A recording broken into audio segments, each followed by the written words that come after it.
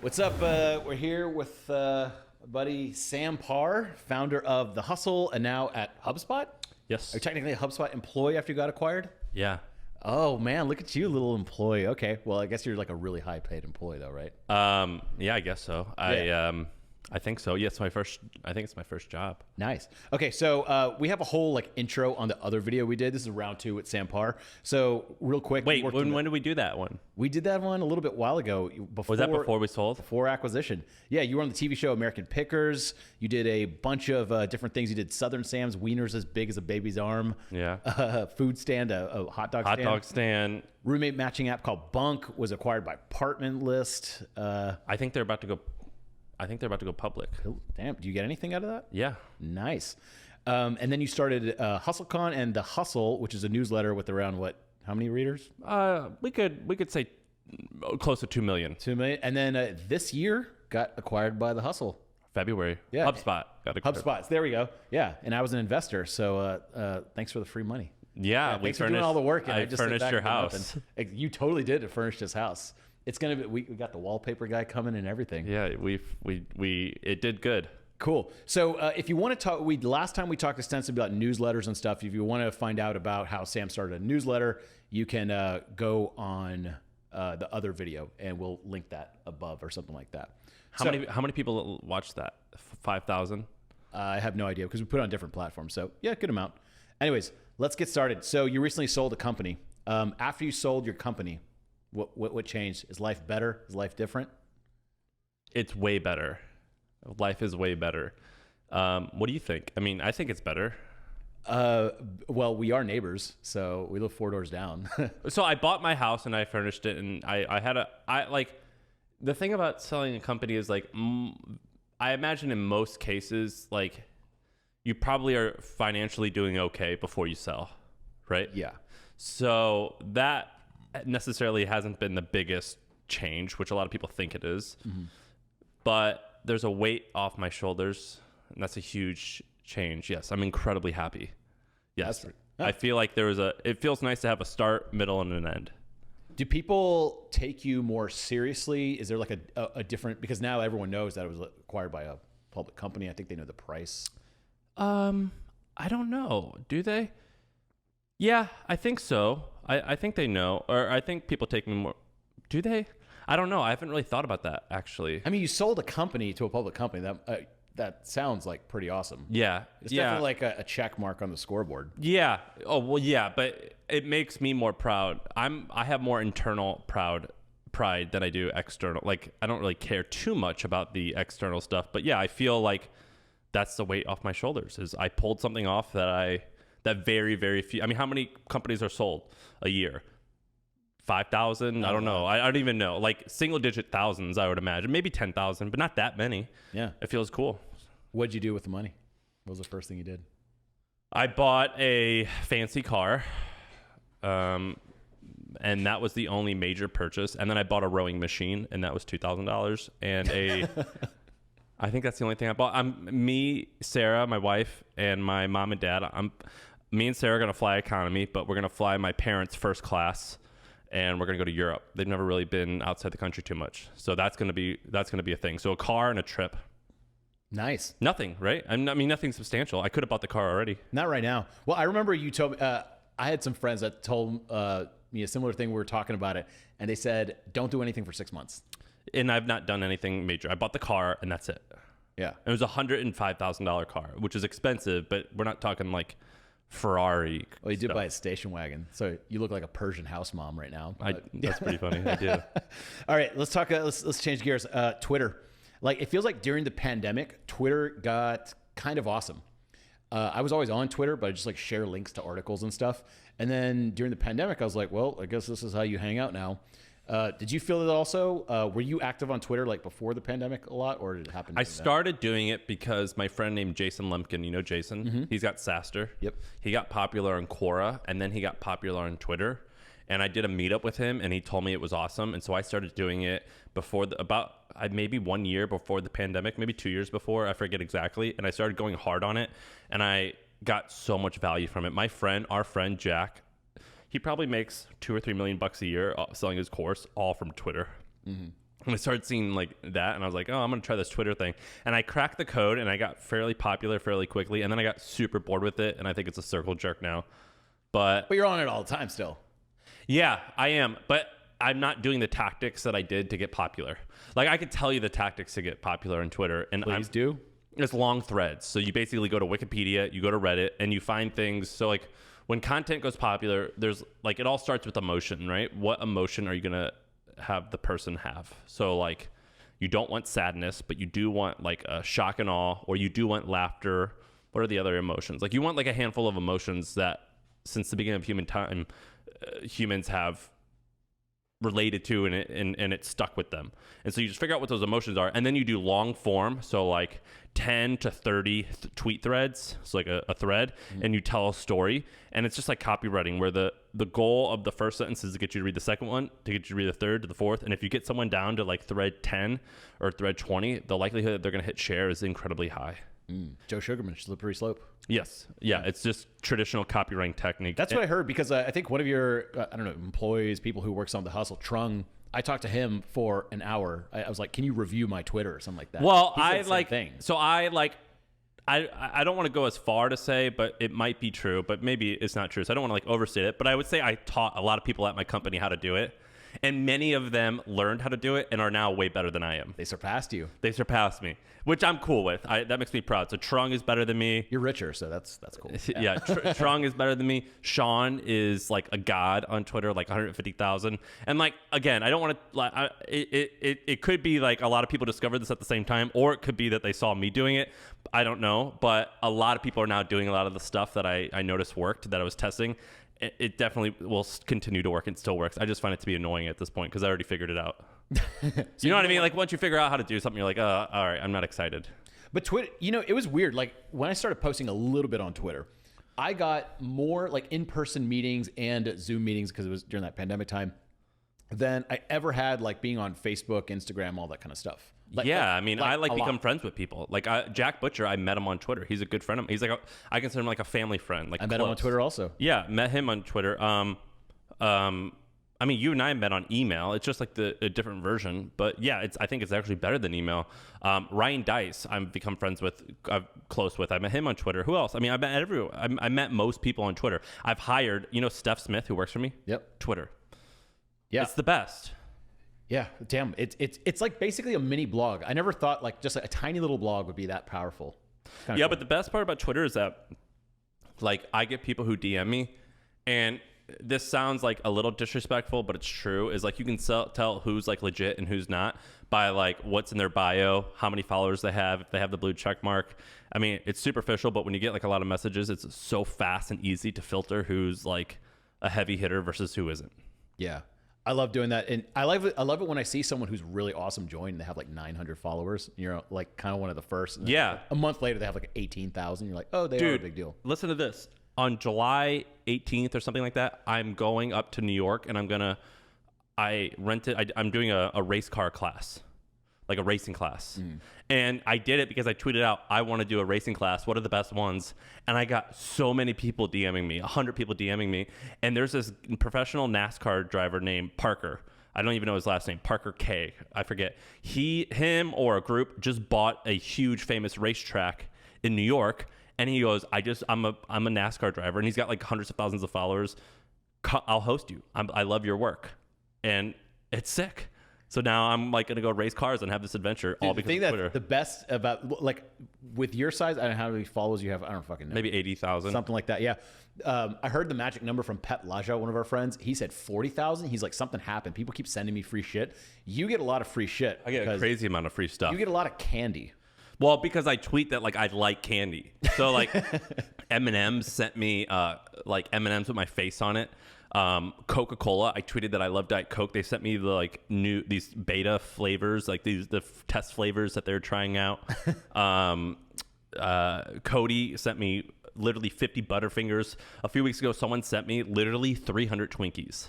So I get all types of like cakes and shit. And it's pretty awesome. You got to make him fat, people. He can't control himself. Yeah, I can't. I tweeted out, I'm looking for the world's greatest T-shirt, and I got sent like dozens of different shirts. That's kind of awesome. Yeah, it's sick. Or like I'll tweet out like, I'm looking for a new mattress. What's the best one? And like 5 mattress companies are like, hey, we'll send you one. Well, they also probably want to mention the hustle, right? Yeah, but I always explicitly tell them, look, if you want to like send me something, like you can, but I'm not going to talk about you unless I actually want to. Can you tell the Miami story? Yeah. So in Miami, we went the other day, and a guy was like, hey, do you want to come to the Floyd Mayweather fight? Like, I'm working on it, and I have like the best seats. You can have them. And I go, great, sounds good. I would love if you, and he goes, yeah, it's a, you're friends of a friend. I know who you are. I would love to host you. I said, great. And then like the day before the fight, he was like, all right, I can give you the info on the tickets, but like, are you going to mention us in the hustle or on Twitter? And I go, no, I'm not going to. And he goes, in fact, I said, I don't want the tickets just because you've been brought it up. I'm out. And yeah, we didn't go. And I had planned on going. But yeah, if people like say something like that, I automatically say, I don't want it. Keep it. Dude, lesson learned. Send Sam free stuff and don't ask for anything. Yeah, and I mentioned it a lot of times. Like I'll mention it a lot of times, but if you ask me to, it's an automatic no. Yeah. Okay, yeah, it's kind of gross. You're expecting something. So let's talk about different social media platforms. Obviously, social media back in the day when it first started, when probably you were in college, high school, something like that, it was kind of a joke. It was like something like a 16-year-old girl does, and it was kind of like made fun of, right? It's like, oh, she's just posting what she had for breakfast. That was the thing.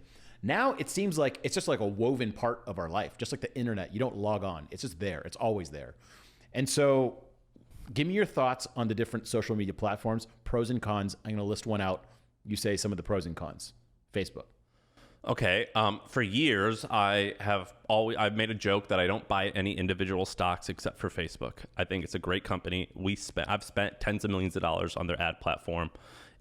The pros is that for years it was the most effective, maybe still is the most effective ad platform. Another pro is I think Facebook Marketplace. I just sold something this morning for $50 on Facebook Marketplace, an old beanbag.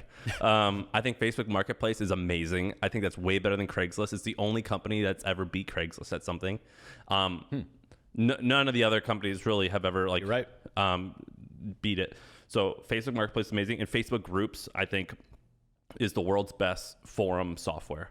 Huge pro. Con is my opinion has shifted. I think that they're I think that it's like a really like bad habit. I'm going to try and get off of it a little bit more. I wouldn't want my kids to use it.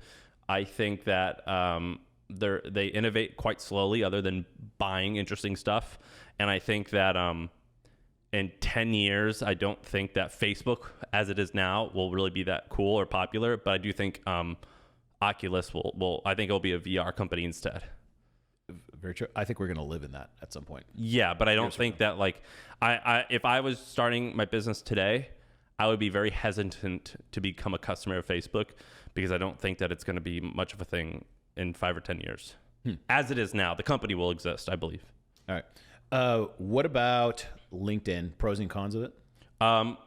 The only pro is that it's where a lot of people are.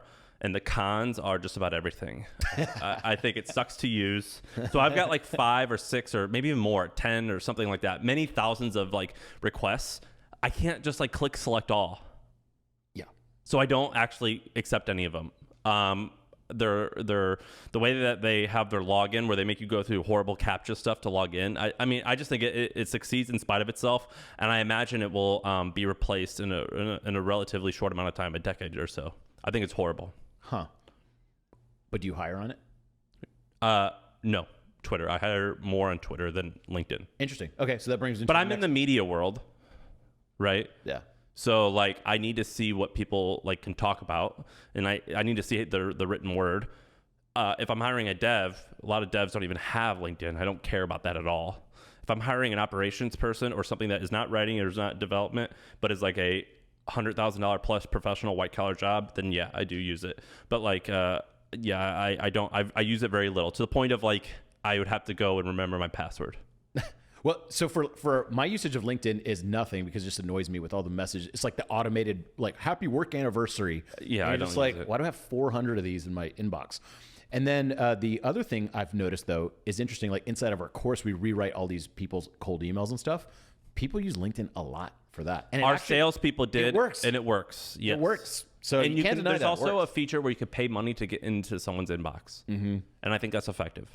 You could also do like the premium thing, which I don't really know what it gets you, but it just gives you a little bit more access and clout. And well, but this is like maybe I'm not trying to humble brag, but I am right now. I've got like maybe 50,000 followers on it, and so like I've got like a ton of messages, and I don't know like from a non like public facing person what it's like from a public facing. Yeah, it's horrible. I always tell people, because like a lot of people don't have as many friends on there as we do, so it's just like if they have 50 friends, seeing your work anniversary email, you're like, oh, that's kind of nice. That Sarah my wife gets recruited weekly on LinkedIn. Oh, interesting. Yeah, well, I mean, LinkedIn's pretty cool in that way. What about Twitter? I guess we already kind of talked about that. It's cool. Pros and cons. I think as the ad platform, we've never had success on it. So I think that if I was a shareholder, if I like was a meaningful shareholder of Twitter, I would want to fire or demote Jack Dorsey and get like an ad driven person there, because their ad stuff is horrible. It's quite bad. Where do you think Twitter's going? I think that they honestly don't need to do much more than what they're doing. Or, no, actually, I changed that. I think that what they're going to do is they're going to launch. So they acquired an email newsletter company called Review. Mm-hmm. I think they're going to integrate and they're going to clone Substack, and I think that will be a total win. I think if they launch a subscription service, that will also be a total win. I think that they can also, and so that subscription service will replace Substack and OnlyFans, and I think they can crush it because they allow porn on Twitter, right? Mm-hmm. Or nudity. I mean, I don't know, but like I've heard these things, exist, So I think that could replace OnlyFans. I think that's sick. I think that Twitter should lean into the news department a little bit more. I think when there's like a local event or like a noise outside or a fire, one of the first things you do is lean into Twitter and type in like Austin fire. Mm-hmm. So I think they can lean into the news a little bit more. Like Facebook has done a good job of that. But the Substack competitor and the email newsletter competitor, I think will be badass and freaking awesome. So this brings me to the next one. What about Clubhouse? Twitter is cloning Clubhouse. They already did. It's so good. And it's so good. Clubhouse is dead. Yeah, I'm not bullish on it at all. I haven't heard anyone really talk about it after the pandemic. They're bragging about like basically like they do have a niche among like hip hop and black communities, and that's cool. Obviously, I'm not like entirely part of that community, so I don't know everything. I know it from a very like academic point of view of like that's who's using it. But no, I think they're gonna go out of business. Yeah, I haven't joined a Clubhouse in a while. Have you? No, I haven't logged on, and I only log on just to like as like an industry person to figure out what's going on. Like, is the app going to die? But I think it's going to go.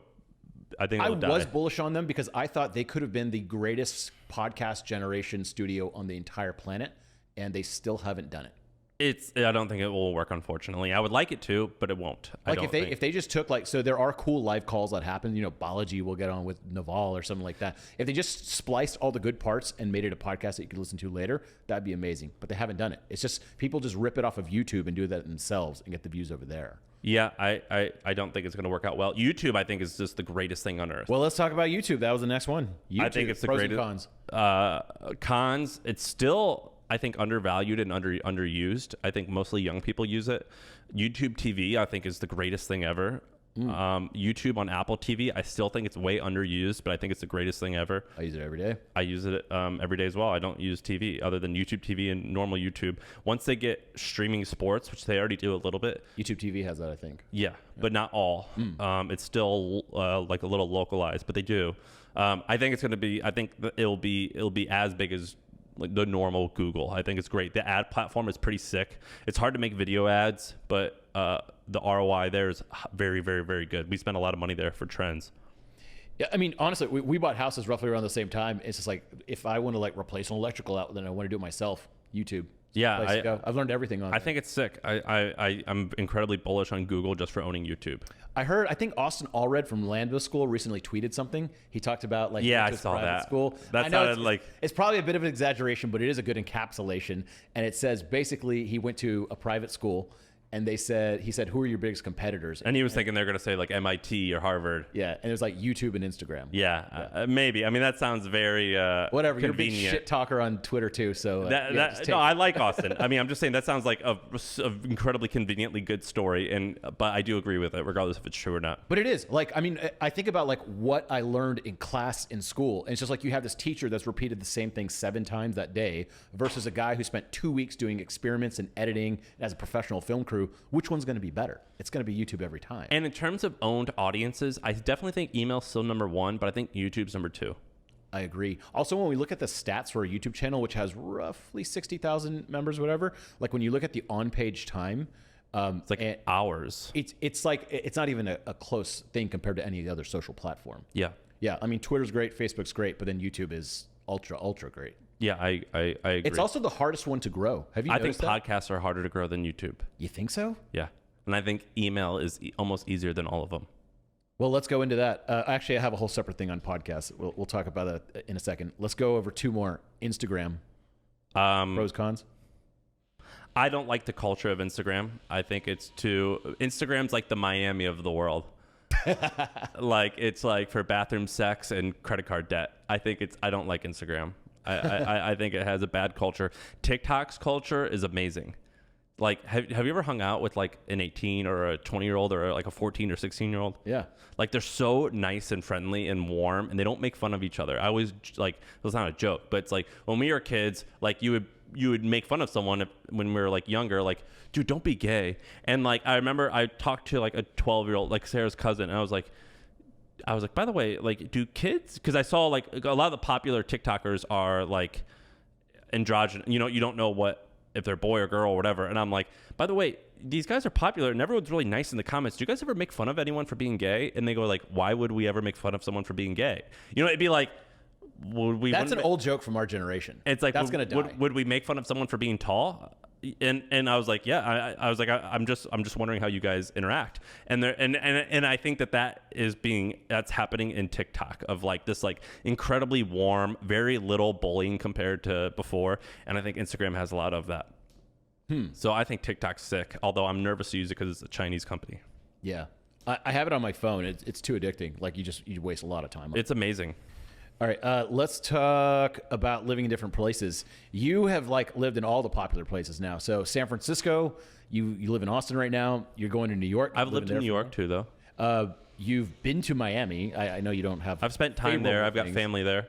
What's good? What do you think of San Francisco? Okay, so San Francisco, I think, is the way that I explain it is there is like 10,000 things to hate about it, right? There's like the homeless problem. The weather is like okay, like it's the problem. It's never like too hot and it's never cold, which is kind of boring. I love it.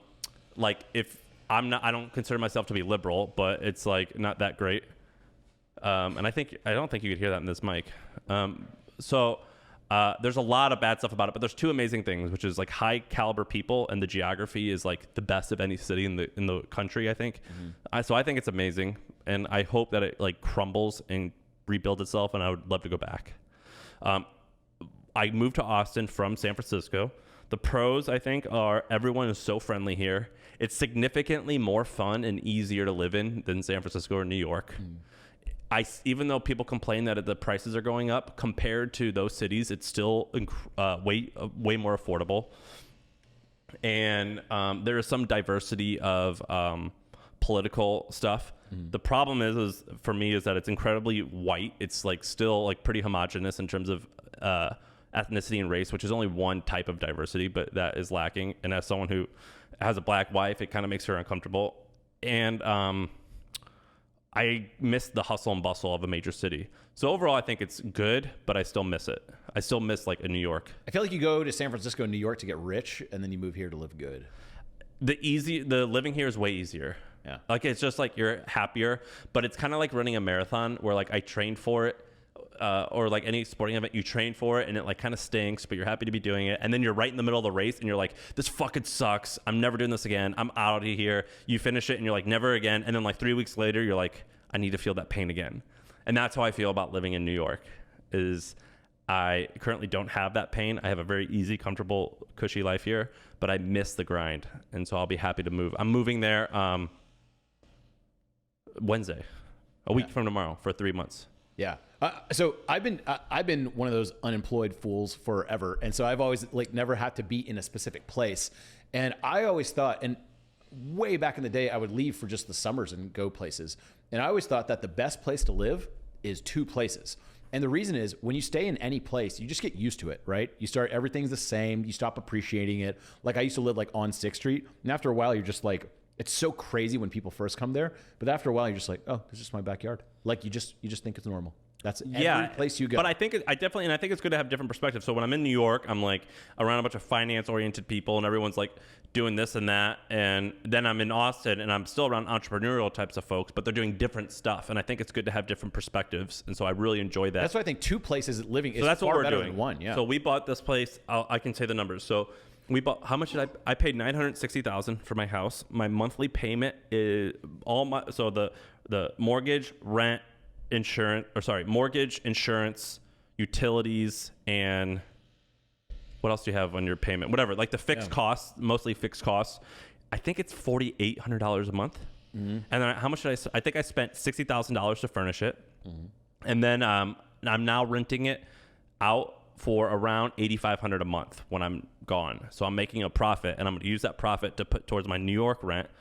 I'm renting a place there for $6,000 a month. So I'm actually getting like $3,000 a month in New York, and I'm looking to buy a place there, and I want to do the exact same thing and live for free. It's easy right now to do all this stuff like in such an awesome bull market. You just like rent it for whatever you want. I think I'll be able to rent that for more. I found a friend who rented it for 3 months for the whole time, as opposed, and everyone's like, dude, that's so much money. And I agree, it is a lot of money. But my reasoning is, if you want to stay in a 3-bedroom home for a month, that's how much it costs. It's $300 a night. That's like pretty normal. And it's like, and we live in a place that's like, it feels like a nice, quiet neighborhood, and literally 3 blocks away, it's like crazy stuff. Yeah, and if you want to go somewhere, like if you want to go stay in a hotel somewhere, that would cost $150 to $200 a night. Here at my place, you're getting a 3-bedroom home with the gym and a neighborhood. Like $300 a night is not a lot of money. I mean, that's like normal. That's what you'd expect. So like if you can book it out for 3 months, like it becomes quite profitable. Also, your renter pays for the gym, but I get to use the gym. That should be in the clause, by the way. Dude, let's talk about newsletters for a second. We went in, like I said, in Sam's other video, we did a lot of newsletter stuff. But right now, it seemed like 6 months ago or a year ago, like everyone, their brother and their mom started a freaking newsletter. Did you see this like huge wave, especially on Twitter? Like everyone started a newsletter. As someone who started one of the world's largest newsletter, is this wise? Like are these people all going to crap out of their newsletter? All of them? No. Most, yes. I don't think people realize how hard it is. What's hard about it? Dude, writing stuff is way harder than a podcast or a video. I mean, with video, you have to edit. So as long as you don't have to be the editor, you're okay. But podcasts, I think, are like newsletters are super challenging, because writing, like your average newsletter probably has 1,000 to 2,000 words, or you're sending articles that are longer. That takes so much work. Just to find stuff to write about too. It's really, really hard. And but the thing is that they're super easy to start. Yeah. Like they're so easy to start. It's not hard to start that. YouTube is harder to start. Podcasts are harder to start, but newsletters are so hard to keep on going. It's just challenging to write shit all the time. And it's challenging to write good shit that people want to read on a consistent basis. And the bad thing about newsletters is, in order to make them good, you have to be consistent. So I think most will quit. Yeah, I mean, I've anecdotally seen most of the people that started a Substack, they no longer promote their Substack. They just kind of like post on Twitter. It's way easier. Yeah, dude, it sucks. Like our good friend who I love invested in Substack and Clubhouse, and it is invested in everything. But those are just the 2 that we're talking about. And I'm like, I'm pretty sure those are both going to go out of business. Or not out of business. Twitter might kill both of them. I don't think they're going to go out of business, but I don't think they're going to be venture-sized returns. Yeah, agreed. Let's talk about podcasting. So you started some little shitbox podcast with Sean, and now it's like number 3 in business, or I don't know. It's like really high up. Can you tell us that story? Like, where did that come from? Shitbox. Shit, you like that word? It's called My First Million. The name is bad, but in a way it's become good because it's so bad. So Sean came to me. It'll be 2 years in September, I think.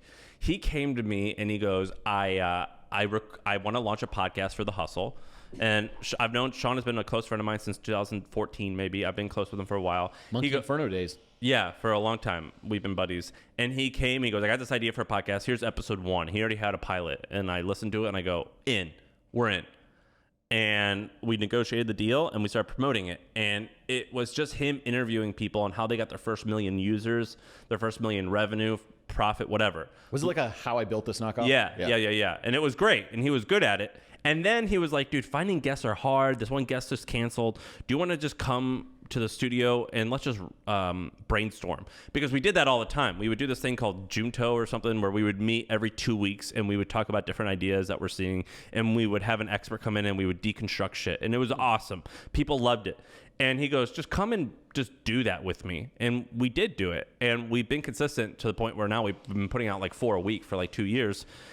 Or we've not done 4 a week the whole time. We've done like, it started with 1 a week and then 2, and then we just were consistent. And I think Sean has gotten like crazy talented at this podcast. He's really good at it. He started out as good. Now he's great. I thought you were way better in the beginning. I was like, Sam's carrying the show. And now the last couple of times I'm like, I think it might have flipped a little bit. Not carrying you, but it's just like, he's really good now. He's really good. The thing is that I'm working on growing it. And so we made a deal like a handful of months ago. I'm like, hey, let me focus on growing this. And I'm going to like kind of be behind the scenes. Like I'll know what to do to grow it, but I need you to do a lot of the research ahead of time. And so he gets a lot of the credit. And also I do think he is actually legitimately more talented at it.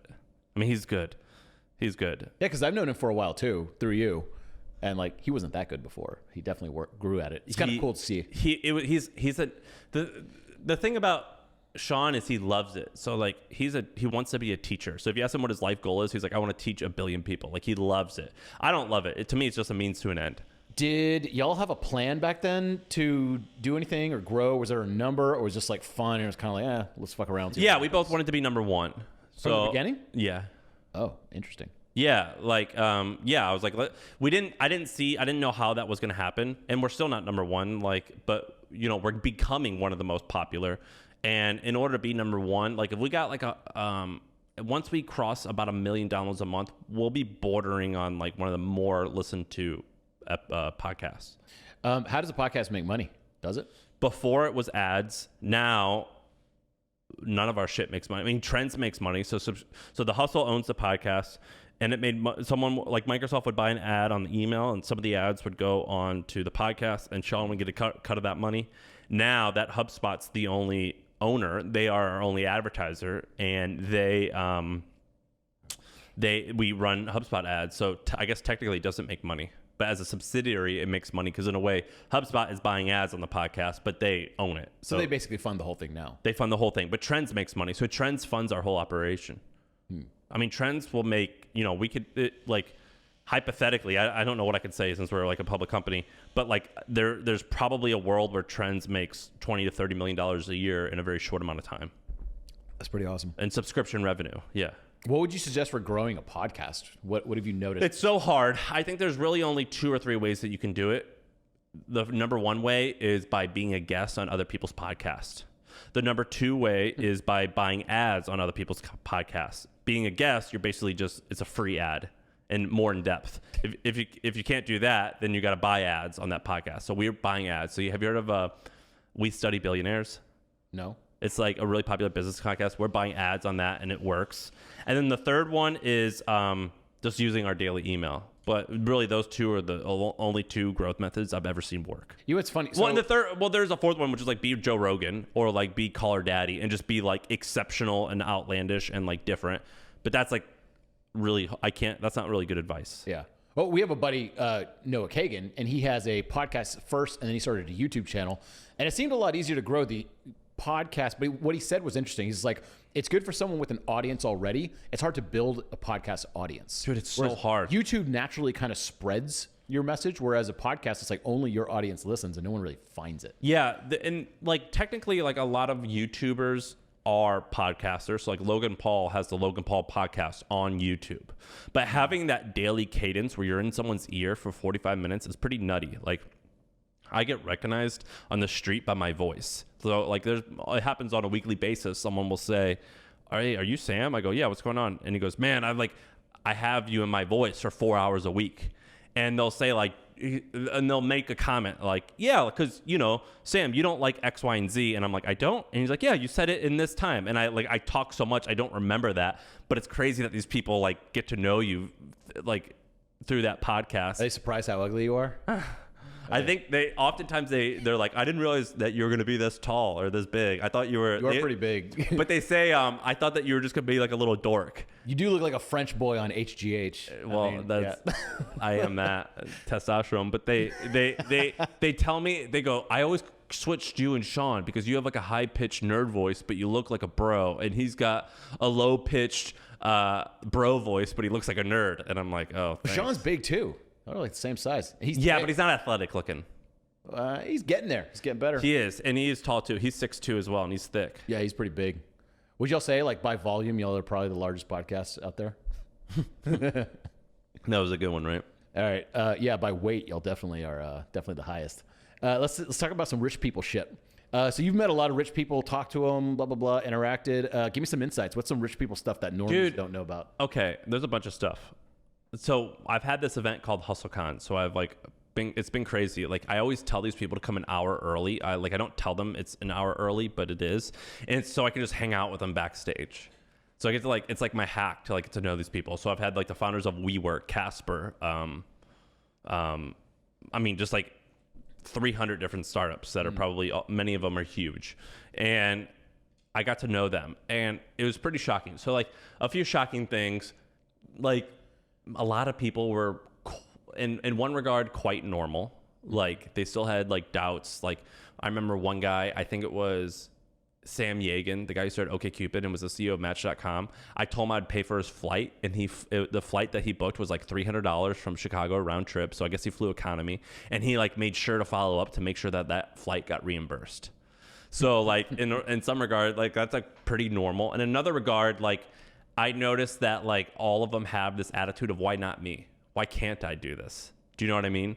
Of like I remember Miguel, the guy who started WeWork, was explaining the vision and how it got started, and I was like, yeah, that all makes sense, but like I would never, like most people would never have done that. And he was like, well, why shouldn't I have done it? It sounded like a good idea, and I was like, you're right, you're totally right. It's just that emotional thing of like, why, well, but maybe someone else should do this. Like a lot of these guys don't have that. What else? I think that there is a threshold to where money doesn't make a difference, and it's probably lower than what most people think. I do think that a lot of these folks, I talked to them a lot about their monthly expenses, and it goes up like crazy, but their happiness doesn't go up like crazy, unfortunately. But that number, I don't know. That number is like the difference between a billion, someone who has a net worth of like 1 million liquid and like a billion liquid or a billion total net worth, in terms of happiness, is probably quite minimal. You have more shit, but you also have more shit to worry about. And I think that that's true. What else? Warren Buffett always talked about, whenever he's talking to like a college or something, he's just like, if you think about it, we're not that different. Like we use the same phone. We have probably the same size TV. And he's like, the only difference is whenever I fly, it's in my own little jet. That's sick. Really the only difference. There's not too much more. Which is definitely cool, but I've flown private because I've had friends that had jets, and it's sick. But like I just save like a few hours. I mean, it's not, and I don't travel that much, so it's not like the biggest difference. What else? Like I think there was that study that said like the $80,000 a year, like you're not happy. I heard that's bullshit. Yeah, I think that's bullshit. I do think it's like $250,000. You know what it is? You know what I think it really is? I think it's when you make more than your friends. Well, I would actually say that that's like a downside, which is like you and I hang out with a lot of like interesting, in terms of successful, like financially successful people, and I find it to be exhausting, and I have to go and realize that like that's not normal, and it's I like. Wait, why is it exhausting? Well, because the definition of happiness is like the gap between expectations and reality, and if you only hang around like ballers or something like that, and you're like, well, I'm not a baller unless I have this much money, and because these 5 of my friends have this much money, then you're going to be unhappy.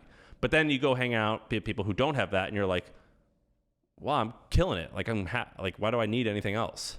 And I think that like it could be really dangerous to hang out with just to be caught in a stupid bubble because like the financial stuff isn't nearly as important as unfortunately I thought it was going to be.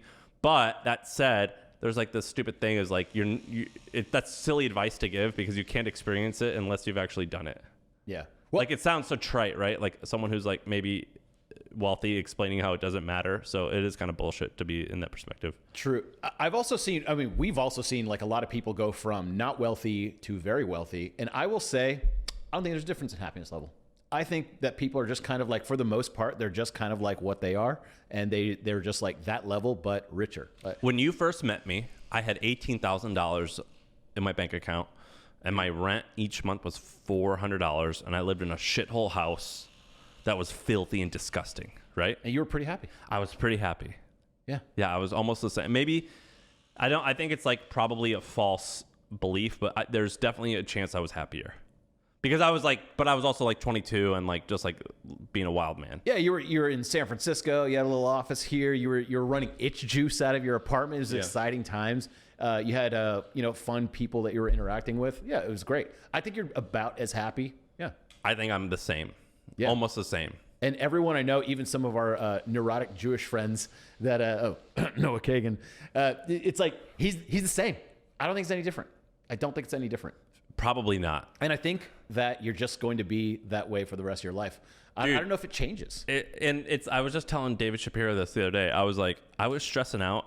The other day, I bought a $120 bike rack, and then I bought another $40 one. And then I bought a $500 one. And I'm like, I'm going to test all of them because like it hurts me to buy the $500 one. So I'm only going to do it if it's actually the best. And it turns out the $40 one was great. And I'm like, I had so much stress over agonizing this. And I was like, on my credit card, I'm going to have 3 bike racks. And that's like $700 out of my bank account. It kills me, even though I know I'm going to exchange it. But then I was so happy. I'm like, fuck yeah, the cheaper one is the best one. I feel happy. I could save money. It makes me so happy to save and to be frugal. And it makes me so stressed, regardless of what I have or don't have, to spend that extra $60 or whatever it is. Like it keeps me up at night. Like that frugality, like it's so ingrained, I can't break it. I heard a great quote by Vitalik Buterin, the guy who invented Ethereum. He's really young. He's a pretty young guy, but he said something interesting because he's like a billionaire many times over now. And he said something interesting. He's like, it's more fun to think of money as not something what it can do for you, but the more you have of it, you have to do less stuff. You have to worry about less things. Because if you want a bike rack on your bike and you're poor, you have to think about how much it costs. But that's my point, is I still like agonized over it. But if you're rich, if you really wanted to get it done, you can just pay someone to do it. Correct. You don't have to think about it. Well, I can. You have the There's option something to. inside of like some type of guilt where I'm like, it's undisciplined and wasteful to do this if you don't have to. That's how I feel. I agree. But then if it came really crunch time to it, yes, you could just get it done. I remember the first time I felt really rich, and it wasn't anything crazy. It was a friend had a last minute bachelor party in Vegas, like they changed the venue or whatever, and the flight was $900. This was back in the day, and I was just like, I wouldn't even like consider a $900 flight. And then I remember thinking, I was like, oh, I made this much money this month. Like I could easily afford this. And I was like, fuck it. I'll just pay the $900. And just did it. And I went to Vegas that day. And I remember thinking like, oh, that's what that is. That's the cool part about having money. Like I just didn't even have to worry about that. Yeah. Really the only, like, I feel one of the very few things that I do and I don't sweat about it is I only shop at Whole Foods and I just don't care about what the bill is because I'm like, that just genuinely makes me happier. But overspending on other stuff, it hurts me. I went through the Whole Foods phase one time and I had a $4,000 bill one month and I was like, I have to cut back. From what? Dude, I went there 3 times a day because I lived next door to it. So I don't care. Like that makes me happy. I'm putting it in my body and like the only thing we have is our health. So if it makes me even remotely healthier, I'm into it. Okay, so now we're going to do something interesting. We're going to do a lightning round, okay? So I'm going to time you on little timer. Dude, Joel, it looks like I got some thick old thighs on this video. Dude, my calves are way bigger than yours, though. I don't know, man. Yeah. The Quadzilla, baby. This is the OnlyFans video? What is this? Normally I don't do podcasts where you could like see my upper thigh. Yeah, we might have to do something about this little crotch shot situation going on for the next one. This whole thing will be, say, how do you do a timer on your phone? You go to clock or something. Oh. Dude, I'm just gonna flex my legs. Look at these.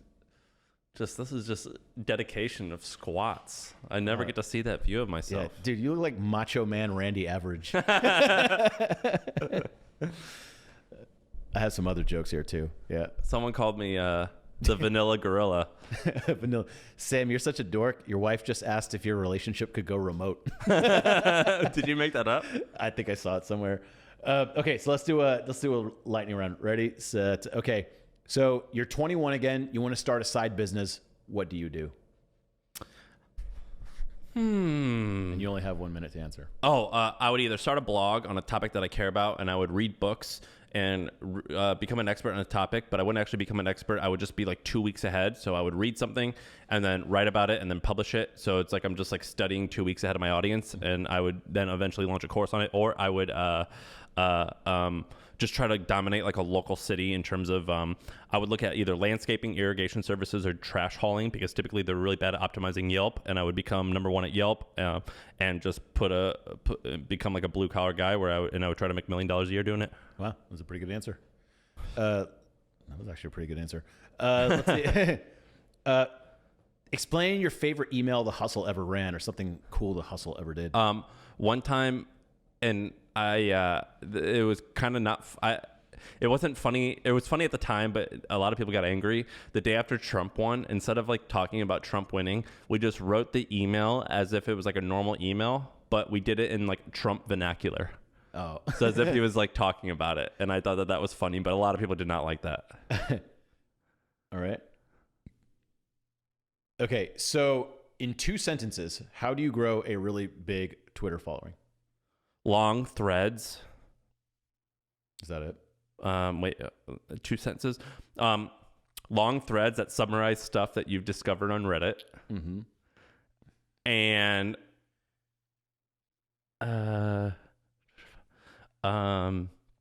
saying controversial stuff and picking fights, and like it's like prison. The first day you get into prison, you got to beat up someone bigger than you. If you pick a fight with someone larger than you, it's a pretty good way to get out there. So pick on someone and make them your bitch? Yeah. All right, cool. Okay, similar question. In 2 sentences, how do you grow a big email following? Blogging a ton, and then capturing 3% of the people who come to their website, and paid marketing on Facebook. Well, you can acquire emails in most niches for $2 or $3. Nice. Okay, and then this might be a little bit on the spot, but who are 5 good people to follow on Twitter? I like Sean. I think Sean consistently. So Sean Purry. So Sean Purry VP. I think Trung is hilarious. Trung fan. 5 people on Twitter. So I actually follow no one on Twitter, by the way, because I got too addicted to it. So you follow Jack Smith and your wife. Yeah. I don't even follow Jack anymore because he tweets too much like stuff. He's rich now. He doesn't care. Yeah. Who are 3 more? I like Ariel Helwani. He covers MMA, so I think he's amazing. Mm-hmm. And it's fun for him because he's like an entrepreneur journalist. I also like Ramit Sethi. He tweets amazing personal finance stuff. Mm-hmm. And then I would say Liquidity. Do you know Liquidity? Oh. They post funny financial memes. Nice. Cool. And then where can people find you on the web, social media, stuff you sell? I always tell people, don't email me. I'm not going to answer because I just don't check it too often because I get too many. The Sam Parr on Twitter. Or I just launched a YouTube channel. What's it called? Just type in Sam Parr or something. Yeah, I think so. Yeah. What are you going to talk about it? So I did the drinking video thing. It only got 2,000 views, but that was my first video. First video, that's pretty good. Yeah. Also, the views are actually 2,000. On Twitter, it says like, 400,000 impressions. It doesn't mean shit. So it got 2,000 views and like 30 or 20 comments maybe, and that was like cool. So I don't drink alcohol anymore, and in a couple weeks it'll be like I think 7 or 8 years since I've drank, and so I did a video on that, and that got views, and I got to figure out what the next 3 are going to be. My goal was 4 videos this year. Just like a small little goal for me to try. Does this count as a thing? This no, it's got to be my video. And you took the initiative of setting this up. So it's like my little challenge. Maybe I'll do something on this car that I bought. If you're a car nerd, it's called the AMG E63 wagon, which 9 out of 10 normal people, they're like, I don't care. It just looks like a normal station wagon. But car nerds are obsessed with it. So maybe I'll do like a video on that. What else? Are you going to do like a Doug DeMuro style? I could. So I'm driving. I'm taking a 2,000 or 3,000 mile road trip, maybe 2,000 miles from here to New York. And maybe I'll document it or something. Oh, yeah. Do that. Like That a could be little vlogging cool. thing? Yeah, that could be kind of cool.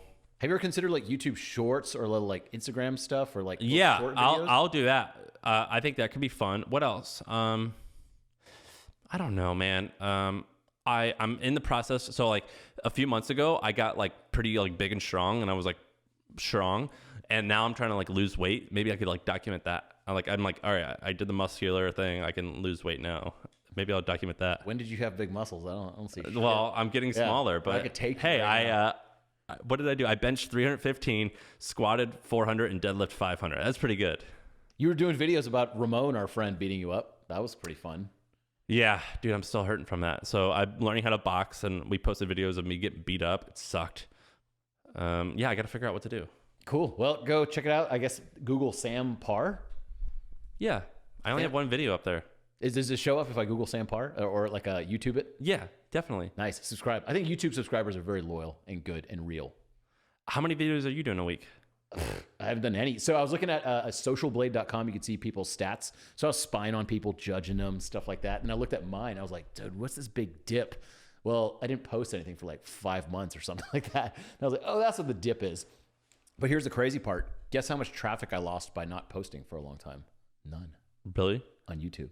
It's like SEO traffic. It just keeps going. Like, but Neville or Noah, like it was consistent, and it's like it feels like it's. He's also like, spending $1 million a year on his YouTube channel. Which I told him this. I don't think he needs to. Yeah, he probably doesn't need to. I think that his stuff is overproduced. Like it's amazing, but like some of the animations add a ton of work and money, and I don't think it adds a little bit. Like the cost to benefit ratio or whatever is not there. I do think it makes it cooler, but it's not like $1 million cooler. Well, I tried working backwards because me and Noah actually had a challenge to get to 50,000 subscribers each. And Who won? He did. He started 15,000 ahead, and he won. And the delta of increase actually was about the same. But then what happened is he started really posting like 3 videos a week, which is very, very difficult to do full videos. And he's done it for like 18 months now. Yeah, he's done it very consistently. And I was just kind of like, I didn't really have a goal after 50,000. And I still don't even really care about the goal to hit 100,000 necessarily. But what I did miss about when I was doing YouTube regularly was the interviews. I really liked this. I really liked just sitting down talking. I felt like I learned a lot. I was happier about it. Just sitting in front of the camera making videos I could do it, but it wasn't really something I enjoyed a lot. So I have an idea. Okay, so I started like a little fund on the side. So we'll invest like $10 million this year into startups. Mm-hmm. Me and this guy, Joe. Do you know Joe? Is my friend Joe Spicer. Oh. Do you remember Little Things? Mm-hmm. It was, he started Little Things. It was like the most shared blog on the internet for a minute. It was like Upworthy, like virally shit, whatever. Successful like entrepreneur guy, a little bit older than me, so he kind of taught me about investing, and we've started a little mini fund together, and we'll like invest maybe $10 million this year into startups. And one thing I've been doing is we invest our own money, and then we write memos that explain what the company is, and we said we each are investing our own money. If you'd like to also invest, you can. And if the company ever sells in 8 years, we get a very small percentage of the upside. And what I do is I write the memos of what the company, and it's like unethical to like, I'm not trying to sell the company because it's like all like, this is gambling. It's all high risk, right? But I explain the company in like what I think is like a cool way. And that has been one of the reasons why our people invest in the stuff is because we like explain complicated companies in easy to understand ways. And you're like, oh, okay, I understand why this might work.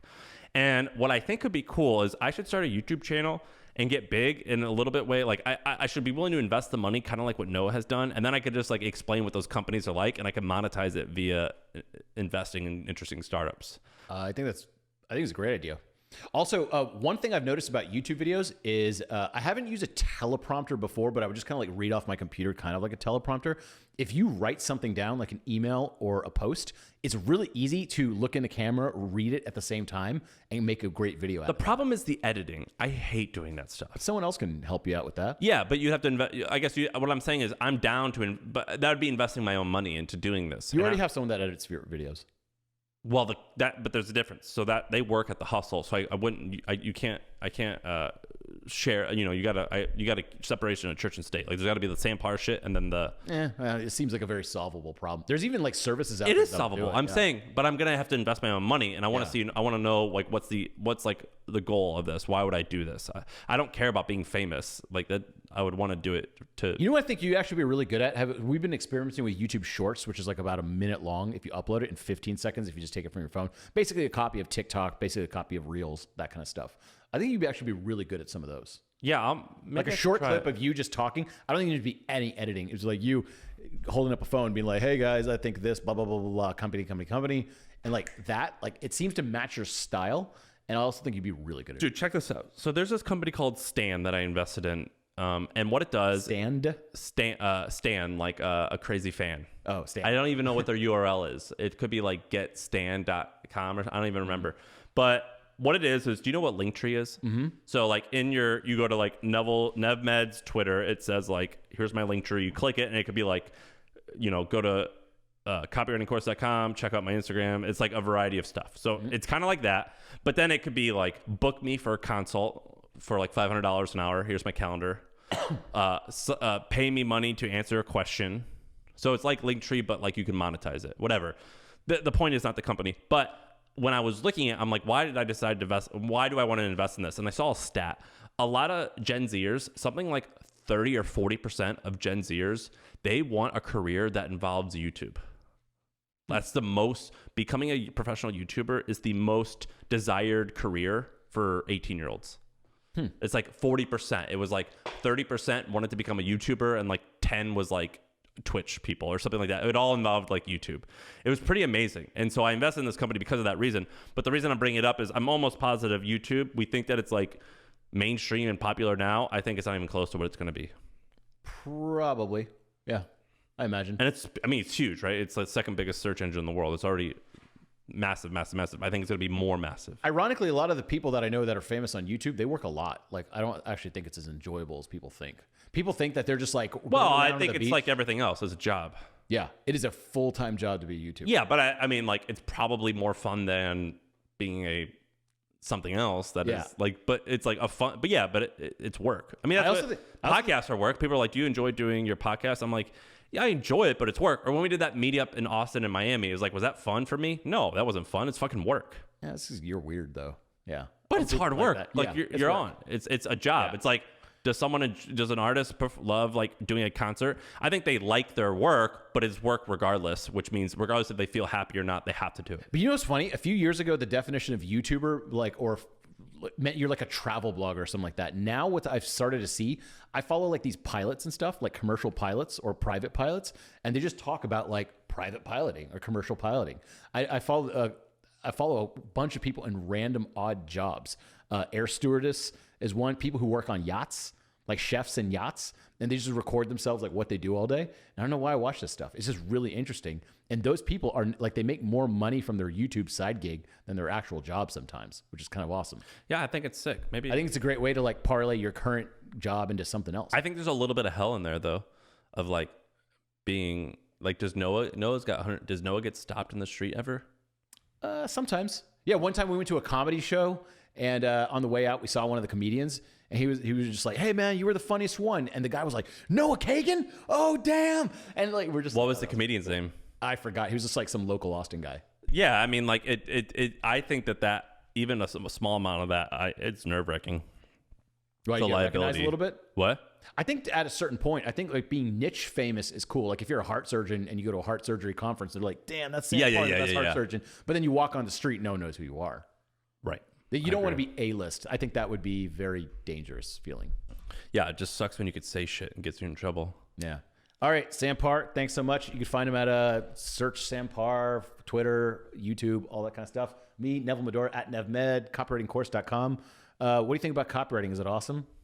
Get my money's worth out of here. I'm not paying you anything, but still. I have given you credit. I started my company because I took Neville's course. Ah, sweet. Well, there you go. So you should too. That's how we became friends. Yeah. I cold emailed him after I took it. I started my company after it. I think I was predisposed to be good at it. Like I was set up to be good at it, but I only discovered it because of the course. You were also an interesting person already. I think interesting people can write really well because they have interesting stuff to say. Yeah, but it became a skill, a craft. It became my craft after I took this. I didn't know like what. I was like, what the fuck is copywriting? Yeah. Cool. So- And then you tricked me into staying on a couch in your basement with your dog instead of putting me up at a hotel. So that's how we became friends. I didn't trick you. I said, I'm going to handle your accommodation. Tricking by omission. But anyways, it worked out great. Sam Parr, thanks so much. This was a great time. My buddy, my neighbor. I'll miss you in New York, but everyone say what's up to Sam and crash his house. He loves that. Yeah. I don't. Goodbye. See ya. Bye.